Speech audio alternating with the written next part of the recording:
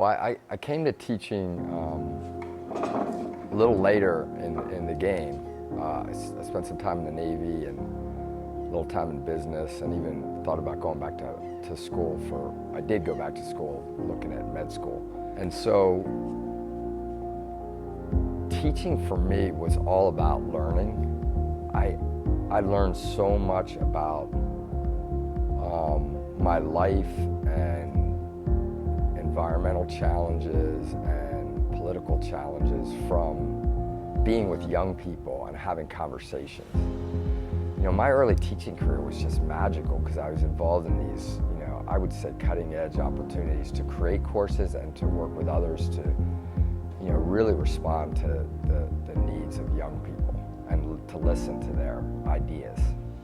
It became obvious that if you really trusted a young person to help guide the learning process and to actually take a lead, that the learning for everyone goes through the roof. I'm Grania. I used to work here at the Island School as a teacher. Now I'm studying sustainable development in the Netherlands, and I'm back for 2 months to research waste management in small island developing states.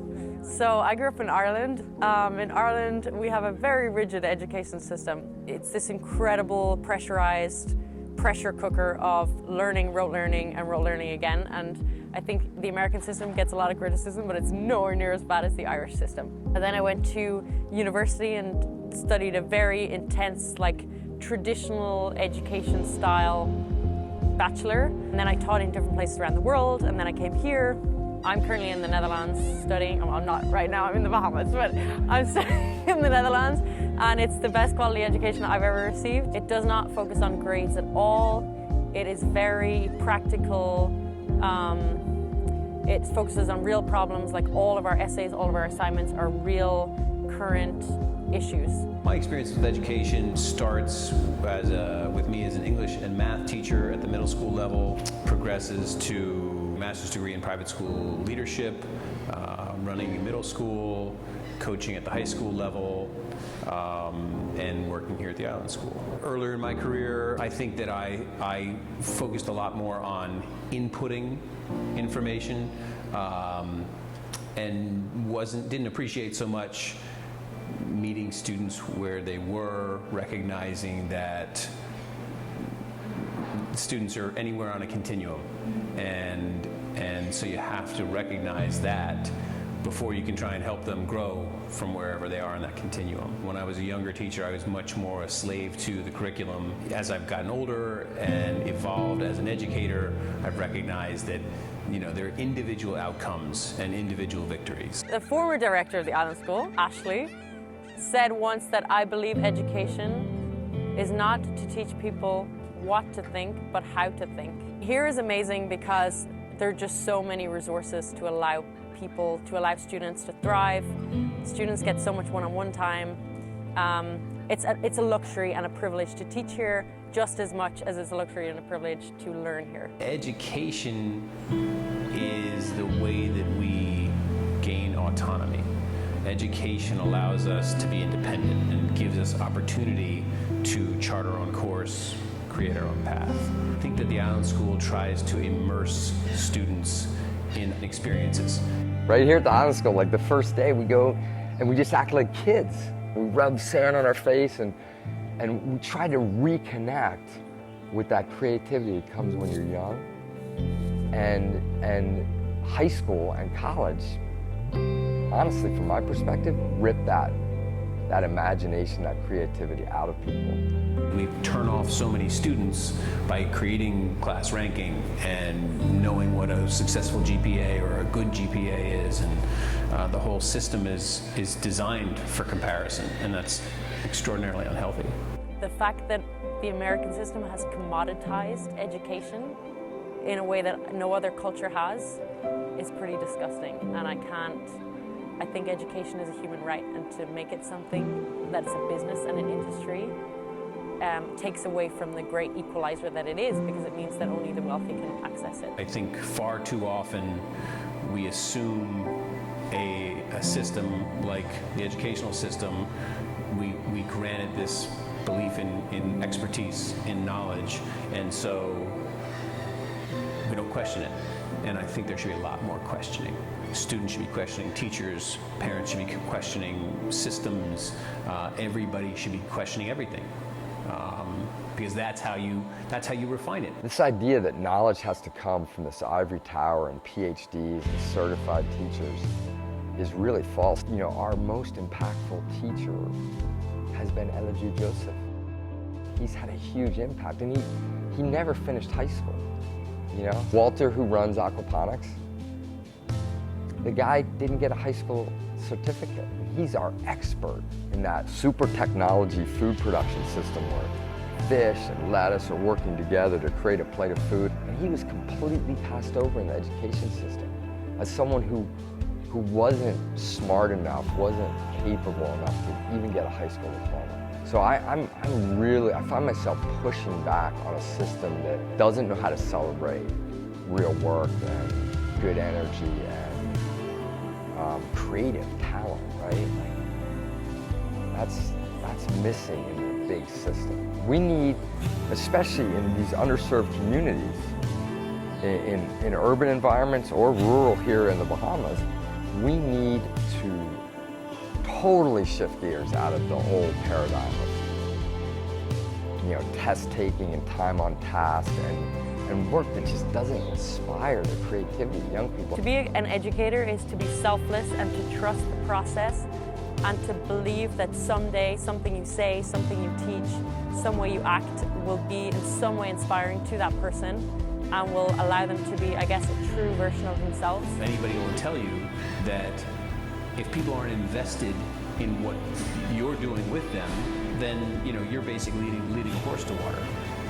Can't make a drink. If the student or students are more engaged in the process of what are we learning and how are we going to learn it, then you got a real opportunity. Invite students to take a larger responsibility in their own education. You may see some short-term benefits, some short-term growth in your students, but you will never actually see what you have managed to achieve in that student because they'll be long out of your life once that comes to fruition. I ask our island school grads all the time, like, what, you're ready, you know you can make a difference. You know you have the capacity to make real change in your community, wherever you are. And so do you need to go for 4 years and sit in an auditorium in a big, prestigious college? Like, that's what I did. It was great. I didn't really think about it, but when I think about it now, it's like, really? I was never asked to do anything authentic in my college career. Anything that really was making a difference beyond just enlightening me and bringing more knowledge. It's all about individual performance. And so, like, I think there's real challenges. Like, the world still wants everybody to go to Ivy League schools and get these big jobs. But that really might be the road to nowhere. Like, this road that we're forcing our best and brightest kids on that actually tears creativity from them. You have to let go of this model of forcing a system on students, parents, families, because I think that's where a lot of this resistance comes from, is people, it feels very generic and not tailored. If I was in a position to enact some of these changes, that's the first thing that I would do, is I would say we've got to do a better job of including students and their families in the conversation. Once I've asked you for your contribution, now we're working on this together, as opposed to me just saying, this is the way it's going to be, and you can enjoy it or not. With education, I hope we're just getting to the stage of understanding the value of it, because it is the most valuable thing in the world.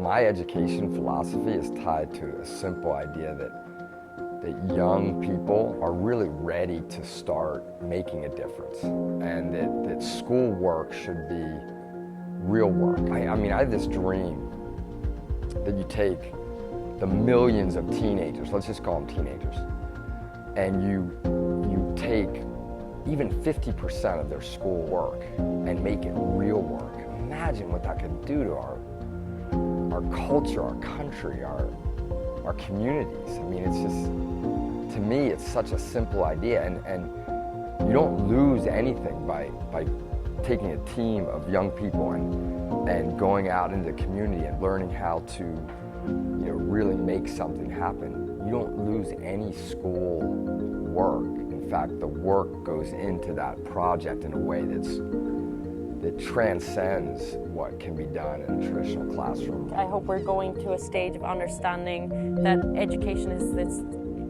the root of any change that can be made. It is the great equalizer, I think, no matter what background you come from. If you have education, that produces equality in a way that nothing else can. I think any system tries to perpetuate itself. And, in my mind, education needs to be disrupted.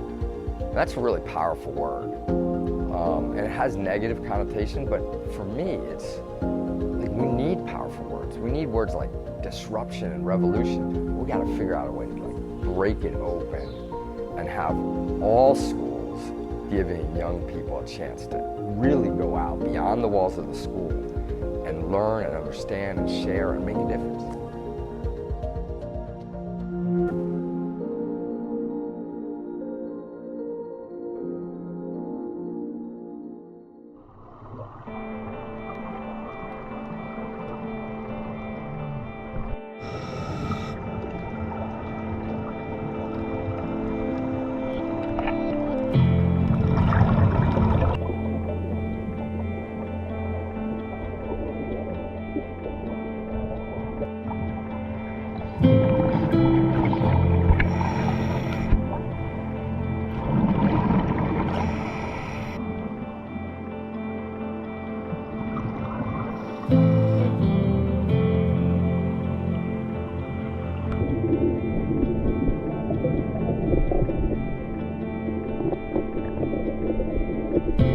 Thank you.